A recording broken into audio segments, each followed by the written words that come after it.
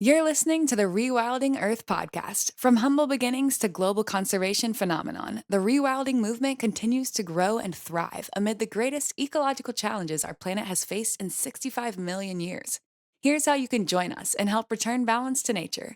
First, go to rewilding.org and subscribe to the weekly digest to keep up on the latest rewilding news, interviews, and art. Second, consider donating to support the Rewilding Institute's mission to rewild North America and beyond. And for extra credit, please like, subscribe, and share this podcast to help spread the word. Thanks so much for your support.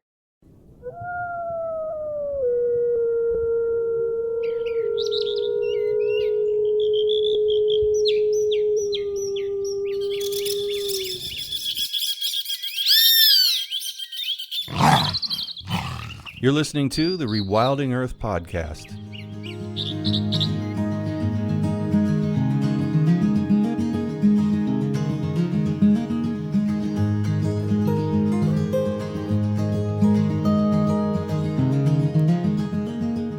This episode of the Rewilding Earth podcast is sponsored by Biohabitats. Be sure to visit biohabitats.com and subscribe to Leaf Litter newsletter to keep up on the important work being done to restore degraded ecosystems, conserve habitat, and regenerate natural systems that sustain all life on Earth.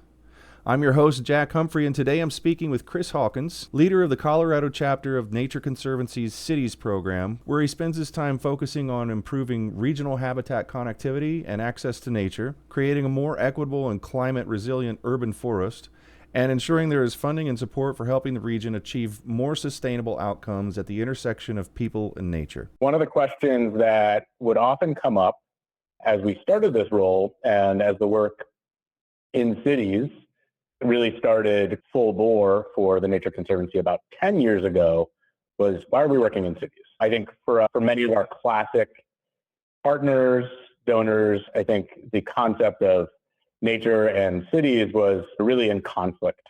And I think went against, in many ways, some of our classic work, which was really just protecting large landscapes and areas afield and fairly far from cities typically.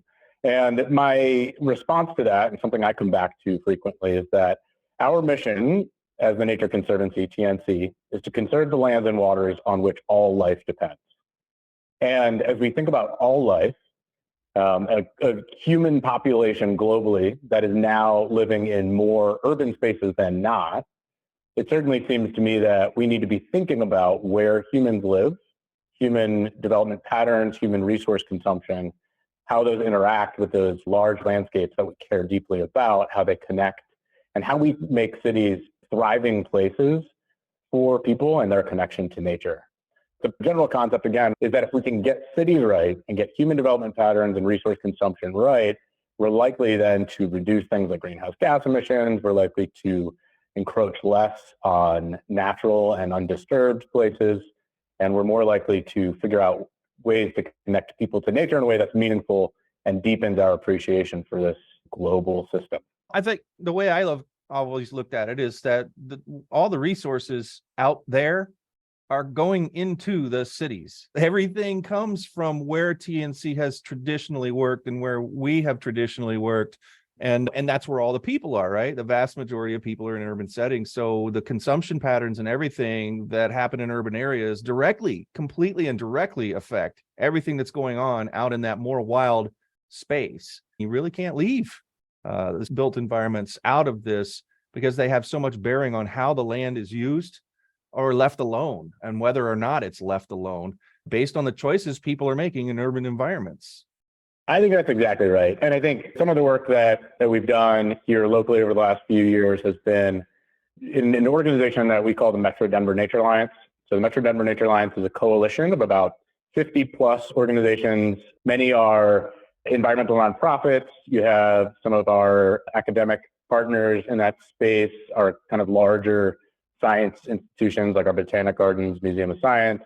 And really importantly, we have all of our county open space managers and parks and recreation groups in that coalition. So that coalition, again, it's a loose coalition, and the goal is to both support the needs of nature and equitable access to nature.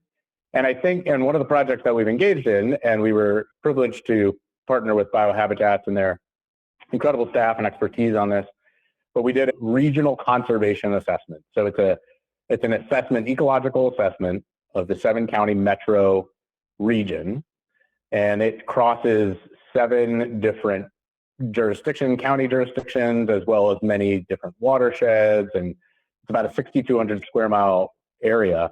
What often happens in these kind of high-level analyses, and I think then translates into the way that many people conceive of the dichotomy, or false dichotomy between nature, people, and maybe trichotomy, but cities, is that typically these assessments, they just gray out all of the urban and sometimes suburban areas. So if you're thinking geospatially, you can imagine the forests and grasslands and shrublands and waterways.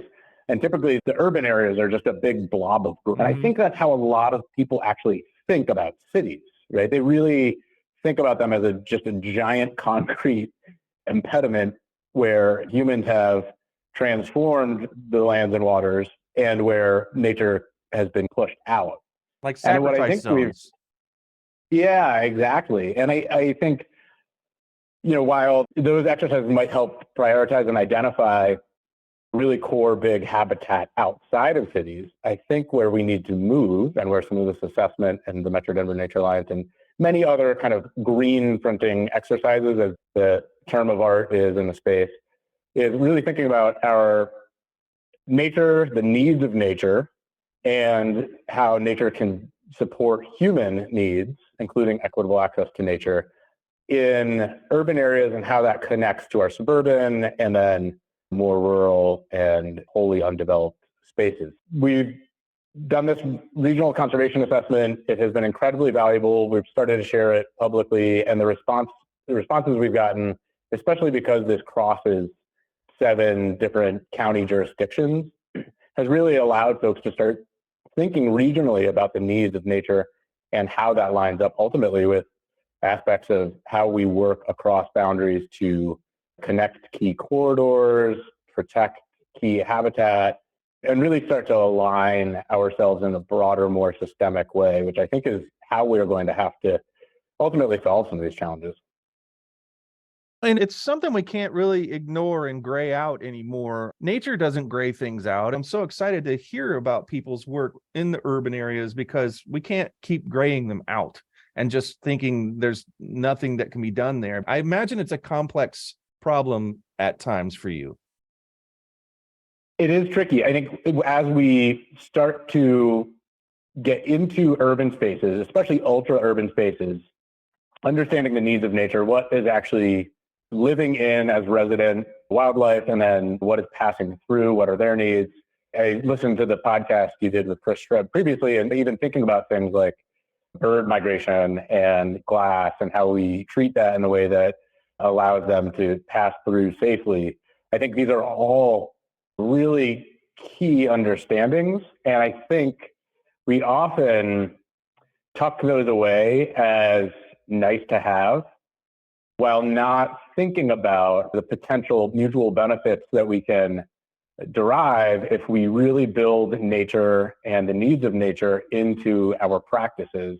And that includes in things like stormwater management or building design and aspects of the built environment that where you really can get a good return on your investment that isn't just creating or investing solely in the needs of some pollinators, but has return, because if you put out planters with native species out front of your retail space, it might draw more people in, right? And so I think there's an opportunity in cities that is unique, where because there's some complexity in how you actually address challenges in cities, but because they have and serve so many diverse functions innately, they also create so many opportunities to provide benefit in so many different ways, right?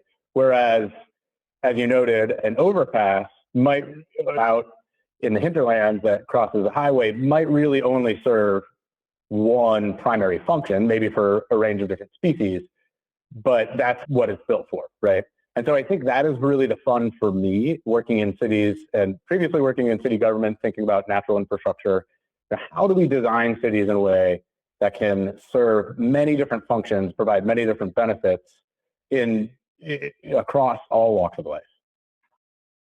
Are people getting sufficiently sick of how sucky cities are to live in? There's a lot of things that could improve for biodiversity if a lot of humans who I suspect are getting sick of all the concrete, all the need to drive everywhere, the huge roads that are overbuilt, over wide. Is there a groundswell that people are really getting into this stuff? And what's progress? What's it look like to you?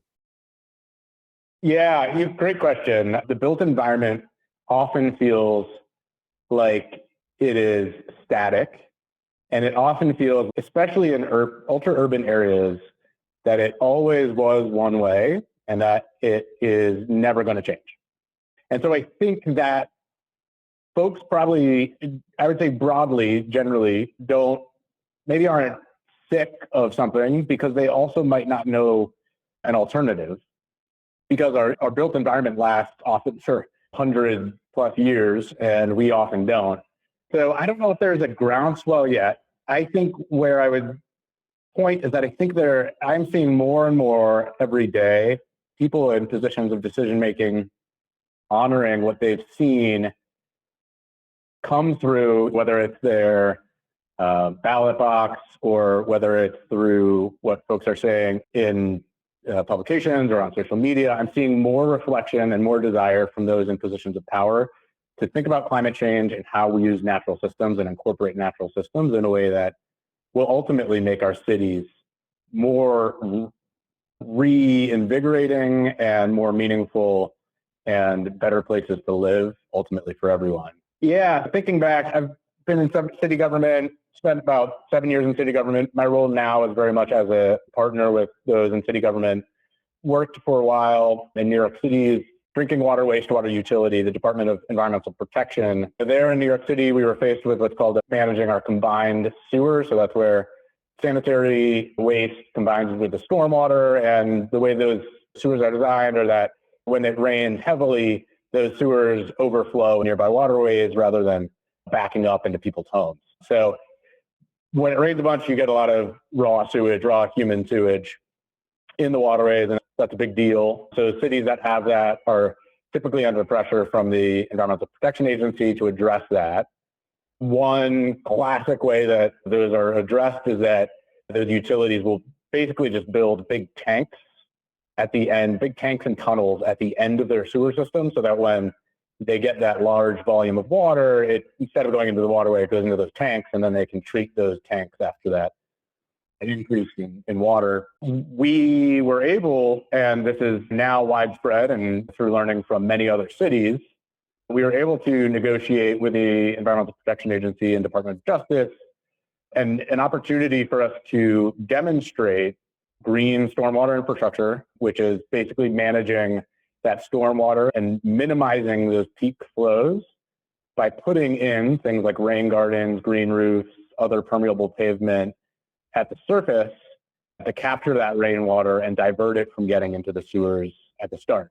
So an example of that are rain gardens. So these would be 5 by 10 foot rain gardens that would be on the curb line. And you would basically just break some of the concrete, which is already a great step, break some of the concrete, big 5 by 10 by 5 to 8 foot channel, effectively a structured pit, put some gravel in, put soil in, and then cut 2 curb inlets, an inlet and an outlet. And so basically the stormwater that would land on the streets would then be diverted first into this rain garden. And if that rain garden gets saturated, it would simply come out of the outlet and then go back into the storm sewer. So I share that because, and all of the context, because what I think a lot of city managers are faced with are classic kinds of ways of dealing with environmental challenges and old systems. And it's hard sometimes to change that and to challenge the norm, especially using natural systems, which are just never systems that civil engineers are typically comfortable with. And what I would say is that my example in New York City is that we had to do a few things to really have systemic change. First, we had to make the case to the EPA and Department of Justice that this was viable. So we did some pilot projects in the city. That was relatively easy. Then we modeled the stormwater impact and made the case. They said, yep, all right, you can go for it. It looks like this could work. Then we had to start to scale that up. And we did a few more pilots, started to get our engineers comfortable with these processes. And then we had to overcome some of our internal interagency challenges, right? So again, cities are complex. We had to work with our Department of Planning, our Department of Transportation, Mayor's Office, to start to understand how these systems could function and be compatible with things like broadband, electricity, parking requirements, and ADA accessibility, all of these issues. And what we ended up doing was, for about a year and a half, we worked with our partners across agencies they were pretty reluctant to come to the table on creating a standard specification for rain gardens. And this standard specification, our goal was basically make these just a common piece of the palette for streets. And so that took a while. And I would say the first 4 to 5 years was very much building that case to our federal, state regulators, building our case internally within our agency, building our case within the city, building those standard specs. That took a while, and we didn't get a lot of rain gardens in at that point. And the kind of large transformational takeaway is that if you look now, New York City has a great green infrastructure map. In just the span of 10 years, we were able to there are now more than 10,000 rain gardens in New York City. They have become standard infrastructure. Nature is at the table. There are now much more pollinator habitat, trees, shrubs, places we've seen monarch butterflies come through. And there's also now a full workforce dedicated to maintaining these. The alternative to this was to build a big tank that would have taken probably just as long to build, would be underground, and be providing none of these extra benefits. And so I deeply honor, and I think have learned a lot from those in those leadership positions who really pushed the norms to make this happen. And really long story short, getting back to your earlier question, this is how we get a groundswell, right? We get people to start to see these rain gardens, to support and steward these rain gardens in their communities, and really start to see how nature plays such an integral role in how cities function. They in turn receive that benefit of a much more beautiful place that provides them quality of life, mental health, all kinds of other benefits, shade. And then we can start to see how cities can be different, how they can serve our needs and our global resource and large landscape needs. And ultimately, ideally, help make cities thriving places where people want to be, and not the kind of, to your point, the cities that kind of suck, right? Yeah. We want cities that really have that natural function and provide us that natural benefit. I think there's so much in that example that I come back to on a daily basis about what our role is in creating that groundswell, making us think differently about these places we live and what we want them to be. They are not static. They can be incredible places where we have great diversity of people and of wildlife and meaning. Biohabitats is proud to sponsor this episode of the Rewilding Earth podcast during the UN Decade on Ecosystem Restoration. And always, Biohabitats applies the science of ecology to restore degraded ecosystems, conserve habitat, and regenerate the natural systems that sustain all life on Earth. Ecological restoration is positive action that you can take and support today. It's also incredibly rewarding and a lot of fun. Learn how you can get involved in the UN Decade on Ecosystem Restoration by exploring the links in extra credit. I rarely get to, in the weird little town in Indiana that I'm from, have a personal connection to something that a guest says that is also actually happening here, because nothing happens here until it's happened practically everywhere else. We're very slow to get the cool new stuff, the cool new toys, but we have those things here. And if you in TNC are a part of making that happen and have that spread all the way to a little tiny town like this, then I would imagine there's some sort of saturation happening out there because of the fact that we never get anything cool until everybody else has had it. And I've seen those here in town. For us to do it, I almost feel like it has to be a mandate somewhere or a very strong recommendation federally or statewide that has been adopted, because we don't typically do that stuff voluntarily around here. So congratulations to the work and any part that you and TNC have had to do had with having that spread across the country. Because if it's here, that's a very big deal. That's awesome. My wife always laughs because sometimes when it rains, I'll hop in the car and go drive out and watch how some of these rain gardens are functioning. It's pretty dorky, but they're so cool. And that's awesome to hear that's happening in Indiana. That I think we are in a moment where the people who are in decision making for our cities can design our cities of the future, I think are becoming more empowered to be creative and have creative, natural aspects a part of the palette that maybe previously wasn't, right? So I think if you're a stormwater engineer, let's say 25 years ago, what you had to manage stormwater in your city was typically curb cuts, sewers, grates, drains, right? Get that water out of the city and get it in a place where it can be treated.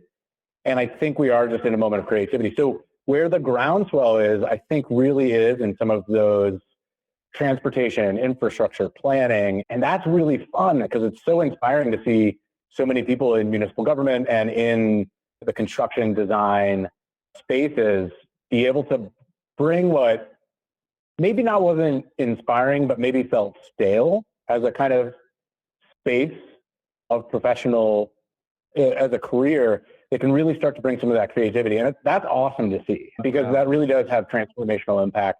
And yeah, to your point, to see in the middle of Indiana, where you might not think that is happening, to see that kind of creativity and innovation is awesome. I'm struck by the number of times now that I've had a guest on working on things like you or doing the over and underpasses in high traffic areas. Someone from the Wildlands Project had been on last year and talked about how open the U.S. Department of Transportation was to their study results, and then open to actually doing something about it in an overly bureaucratic situation where everybody really tries to stay or had stayed very static and true to peer pressure from ancestors, people who developed things that are dead now, those old engineers that didn't understand the ecological impacts of the way they were designing urban environments, and which are affecting all of our downstream areas. If you're a rewilder and you're listening to this and you have any water in your area, it has passed through an urban environment somewhere in most cases, unless you're really out there and you're at the headwaters or something like that. But for a lot of us working on projects or concerned with certain areas, it's really vital that people get this stuff right. And it's really exciting to see that agencies, which you are trained to think are the most immovable objects in the whole system, the system itself, that I'm now getting more verification that there's more of that out there. I'm almost excited to go see a meeting sometime with these folks, which is traditionally what I would think of as the most boring thing you could possibly ever do. But if they're doing stuff like this and talking about things like this, man, you could probably see more participation from people in the community, I would imagine, because now it's starting to sound interesting. I think that's exactly right. And one thing that I'm thinking about is just reflecting again to some of that time I spent in the water utility in New York City was we had a challenge in recruitment, right? So we had civil service jobs that only really were able to pay out at a certain amount, depending upon your experience. And even if you were most experienced, you're still often not going to compete with the private sector, et cetera. And you don't get bonuses, all of the kind of rigidity and bureaucracy you'd expect. Our selling points, we had two. So one was somewhat unique to being in New York City in that we were able to sell the aspect of come out of college and you get to work on some of the largest, most storied and critical infrastructure in the country, right? So that was a big one, no doubt. The other was innovation, right? So if we think about what actually inspires people, it's not going back to the same palette. And if you're an architect, I think very few people go to architecture school to come out and put up McMansions, although I'm sure there's a really fascinating aspect of design and all of that. But I think a lot of people come in with more creative, innovative inspiration and aspiration. And so I think that thinking about rewilding, introducing nature and the benefit of nature has really opened up and has brought in what I think are a new class, younger, more creative, innovative class of people into spaces like city government and utilities, et cetera, where there are big capital projects happening and where decisions are being made about how our future built environment looks, how it connects to wild spaces, how it ultimately helps us protect wild spaces. And so I think there is a growing, certainly a growing space for innovation there as well. I'd love to share in Denver. So the Nature Conservancy, we've been working closely with some partners to do something similar to the rain garden kind of concept I just shared. So one of the biggest challenges for urban trees, especially ultra urban trees, is soil volume, right? Trees and their ability to grow into old age, into full kind of mature canopy, and to then ultimately provide their greatest potential return on investment and benefit in shade and in just their beauty and even some of the economic aspects. All of that is a function of soil volume. So they can't get enough root space. They're just not going to grow into maturity, and they'll die off much earlier, possibly at 30 years, let's say, rather than reaching that 70, 80-year lifespan. So that's a big challenge in ultra-urban areas. Most tree pits are about 5 feet by 5 feet, right? So 125 cubic feet in soil volume. And it's often a big challenge to change, right? Because cities are ultra-urban areas, especially, are very confined. You have a lot of, as I noted earlier, a lot of competing interests like broadband, sewer, electrical, et cetera. One of the ways that you can do that, and something that we've been working on here in Denver, is by using a technology called structural cells. Basically, they are effectively pillars that create structural strength for the pavement that you would walk on. But then underneath, they create uncompacted space for soil to be uncompacted, and it doesn't have to be structural soil, which tends to be really hard for roots to manage. And then what you can do is you can install these structural cells, put the tree in the middle, and then you can put a bunch of pavers on top of that. And the public never knows the difference between that and what otherwise would be under a foot. They create a lot of space for some of that urban complexity, like broadband, sewers, electrical, et cetera. But what they really do is create tons of soil volume for those trees. And so we've been working on installing one of the first structural cell demonstration projects in Denver. There's currently one in place at a building that was recently built a few years back. The 16th Street Mall, if folks ever visit Denver, is kind of a pride and joy once, and is being revitalized. They're putting in new trees, and because previous trees had reached their full maturity at about 30 years because of the soil volume, they're putting in structural cells right now. And the concept is that we're trying to use this demonstration project, very similarly like the rain gardens, to help us see that these are viable solutions to create more soil volume downtown Denver. They will help those trees grow faster, grow bigger, grow healthier. We're going to be doing monitoring on those trees.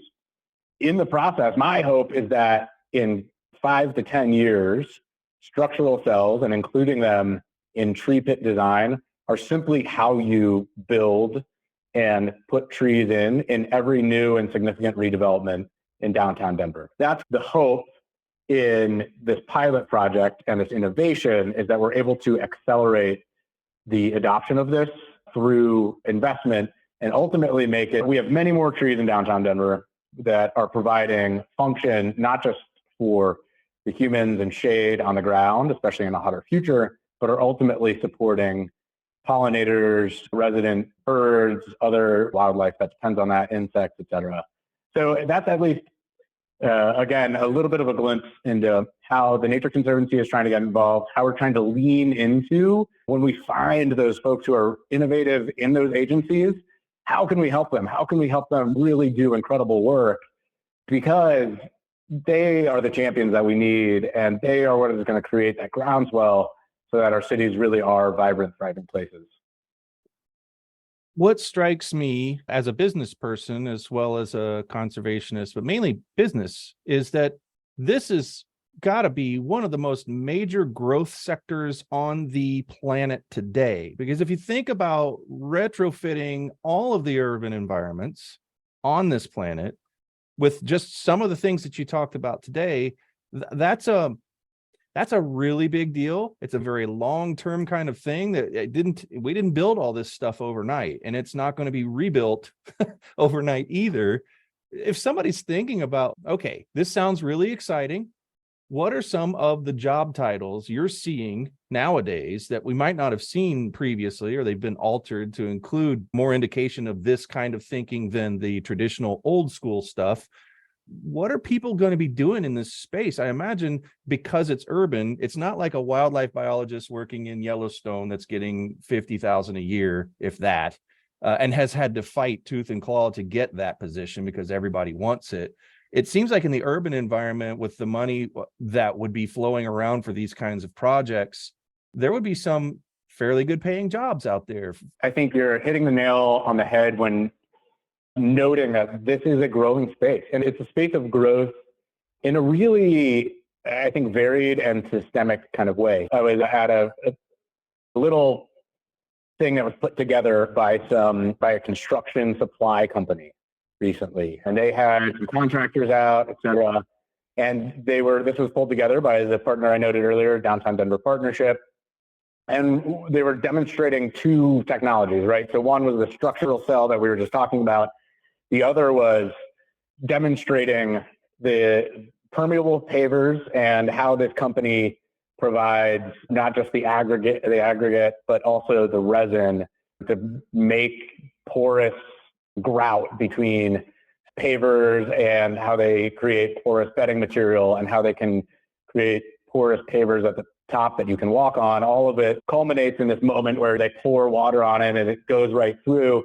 And that's one of those moments where I think for a lot of folks often in that industry, there was probably a time where you didn't get to do that kind of demonstration to a bunch of folks at a business improvement district downtown and be able to connect it so deeply to all of these other things that people care so much about, especially people living in places like Denver where they come to live in a place like with outdoor recreation, et cetera.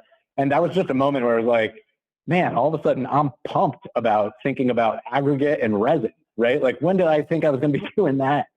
And what I think the takeaway there is that those folks, right, in that sales role or in that provider, they certainly don't have it in their title, but all of a sudden they get to have inspiration because it's ultimately connected to this broader suite of how do we solve some of these big environmental challenges in complex spaces. They get brought in because you have to bring everybody in.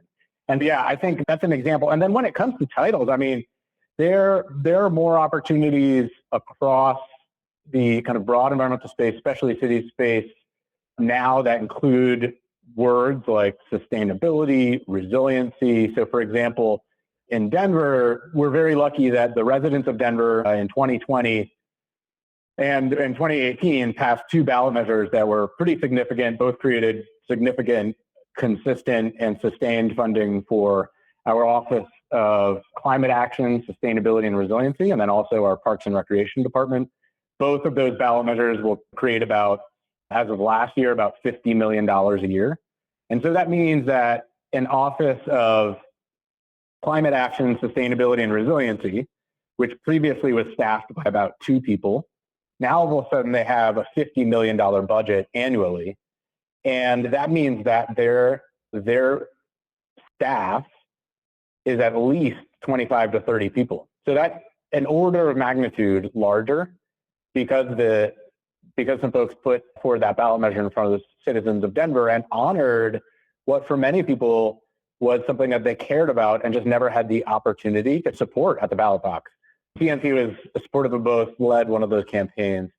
But I think from a career perspective, there is more than ever opportunity to do jobs that support directly our collective resilience, habitat protection, connectivity, and in ways that might not always be wholly apparent at first, but you can go work at a construction supply company and do some of the coolest projects in the world, or supply some of the coolest projects in the world, and really be a champion for using these new innovative technologies in ways that support our natural systems locally and ultimately support our global ecological and function. So I think you're absolutely right that more than ever, there are opportunities for folks, not just directly how they can engage in this space, but also how they can bring it into, I think, careers that might not have always had that bent. Yeah. Wow, it's really exciting when I hear you talking about this stuff. Just being an urban rewilding consultant and starting an agency, and just there's going to be so many people out there, city planners, looking for people who know what to even do to begin with, like to teach city governments and people who are in charge, planners, all the possibilities of how this city could be remade.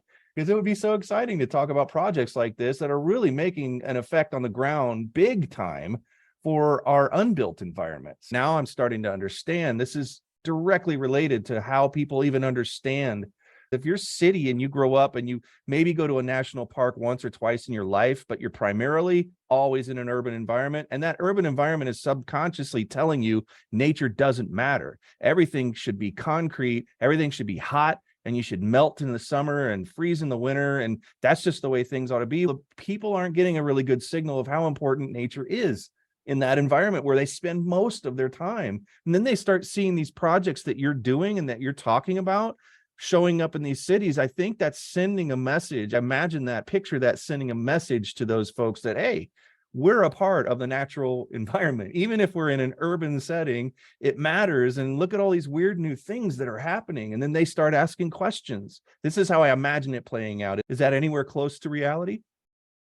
I love that picture that you paint, Jack. And I think that is so core to the opportunity that's in front of us, right? Denver's only been around for 150-ish years, right? So this is a significantly altered environment. And I think, again, that kind of trap of thinking about, okay, this is just how a city looks and this is what a city is, I think it's easy to fall into. And I think you're nailing it that we have a responsibility to push and demonstrate otherwise, because access to nature is a human right. We have built up, evolved and grown up as a species that is connected to nature. And the body of science is unequivocal what the value is for human health, well-being, mental health, the gamut, like the full gamut. Access to nature is a human right. And so we have an onus as anybody who is in this space to be identifying where people don't have access to nature or where there have been past environmental injustices that need to be addressed, and how we don't exacerbate those moving forward. And I think that's 100% right. That is where we get to some of that groundswell. And I do think there are many opportunities where, because nature can be so broadly defined, and the benefits of nature can be woven through so much of our urban existence. I think one of the things that, as somebody who does not have an environmental engineering or civil engineering degree, nor do I have a biology degree, right? I'm very much a generalist. That is, I think, the person I am, and I think that's where some of my strengths are. And I think it took me a little while to feel comfortable, especially being in a water utility or now in an organization that prides itself on being science-based, that we need all kinds of skills and strengths and trades. And there is a huge role in the environmental space for generalists. So people who are good at understanding science to the degree that you need to affect decision-making, folks who are able to figure out how to put something in front of decision makers to make it compelling. Folks are able to problem solve and figure out where the right levers are to pull to make transformative change. Folks are able to bring teams together and collaborate and communicate.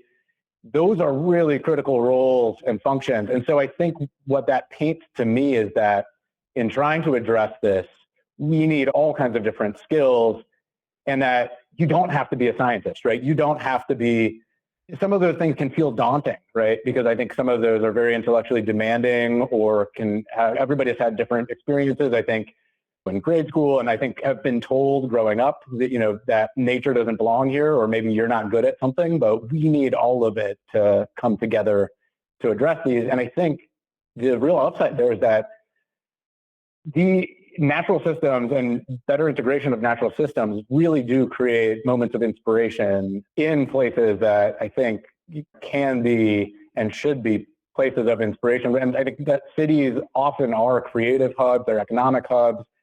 Why can't they be hubs where people experience nature in a novel way where they might not be able to otherwise? I think you really nailed it on integrating nature and how that starts to break down some of those systems that feel static, feel in opposition, I think, inherently to our humanness and our humanity, and ultimately help us connect and find meaning in places where previously we might not have thought viable. Chris, as a wilderness freak and somebody who's only ever usually thinking about my next trip out as far away from people and nature and social media as I can possibly get, I had no idea I would end up being this excited about our talk today. It was a surprise to me, and a delightful surprise to me, because all the stuff I love out there counts on what we're doing and what you talked about today. As I've learned more from people like you over the years, there have been fewer and fewer instances where there's just, well, that's just an urban issue, or that's just a rural issue.